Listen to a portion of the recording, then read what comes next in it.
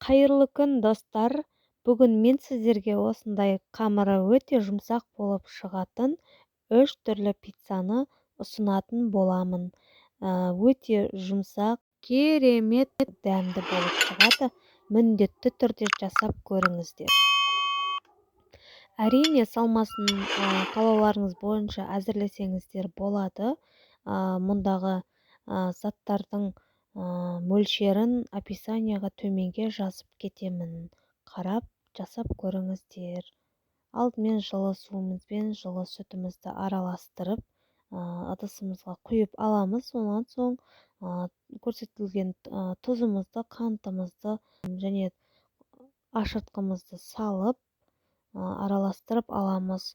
Бірден ұнды салып жібермеңіздер. 2-3 бөлікке бөле отырып, жұмсақ қамыр илеп аласыздар.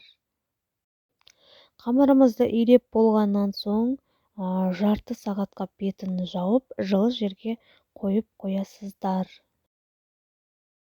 Қамырымыз көтерілгенше салмасын дайындап аламыз. Салмасына мендегі етпен, тауықтың етімен және де шұжықпен 3 түрлі етіп жасадым.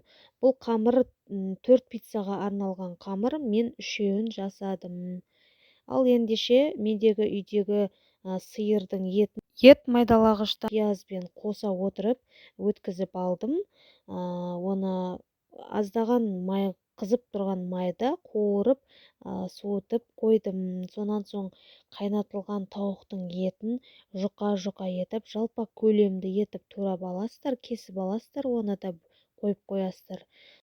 Дайын көпсіген қамырымызды 4 бөлікке бөле отырып, домалақтап, 4 бөлікке бөліп қойып қоясыздар. Сонан соң кішкене ұн сеуіп, асты-үстіне жұқа етіп жаясыздар.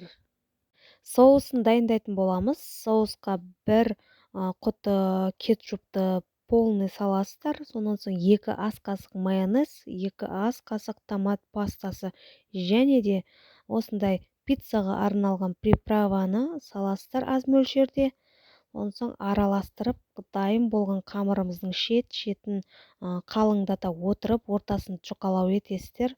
Сонан соң 2-3 ас қасық томат жаңағы соусымызды салып, барлық жеріне жағып шығамыз.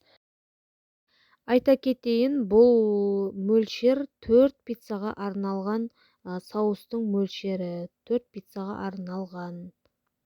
Жаңағы жартылай пісірілген етімізді барлық жеріне сеуіп шығасыздар. Сонан соң 180 градуста 5-6 минут пісіріп аласыздар. Сонан соң үккіштен өткізілген ірімшігімізді үккіштен өткізіп, қайтадан пешке 2-3 минутқа пісіріп аласыздар. Мендегі арнайы пиццаға арналған ірімшік өзіңіздің қолданып жүрген қалаған ірімшігіңізді қолдана берсеңіздер болады. Екінші пиццамызды да жұқа етіп жайып, шетін өріп, соусымызды жағып, тауықты жайғастырып, алдыңғыда етіп пісіріп аласыздар. Сонан соң үшінші шұжықпен мен шеттеріне шұжық қойып шықтым.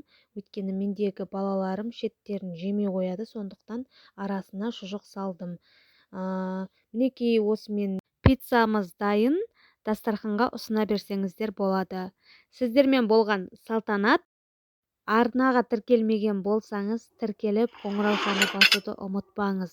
Қоңыраушаны бассаңыз, мен рецепт салған кезде сізге хабарлап отыратын болады. Видео ұнаса, лүпіл басып, пікір қалдыруды ұмытпаңыздар. Келесі видеода кездескенше сау болыңыздар.